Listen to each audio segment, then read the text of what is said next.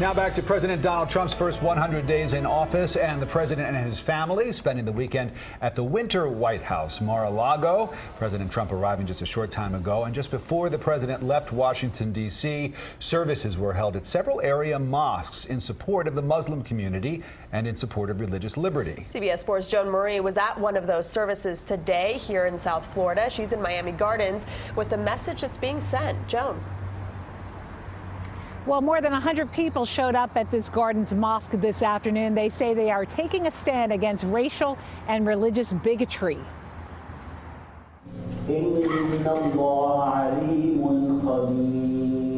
South Florida's Muslim community prayed as one to send a message of tolerance and religious freedom. On the heels of a tumultuous week of protest and anxiety after President Donald Trump temporarily banned immigrants from 7 mostly Muslim countries. Our president have a only concept of immigrants are not whites, and he don't consider white people immigrant, including his wives. They all came from other countries, but in his ideal are we are all the immigrants and we should go back. I live over here last 42 years. It's my home. This is important. This is an important time for us to talk because it's about grouping folks in ways that is troubling to me. And our Supreme Court in our history has shown we don't group like this. It's not smart. This Miami Gardens mosque has been the target of hate, getting a letter last November saying Donald Trump would, quote, cleanse America.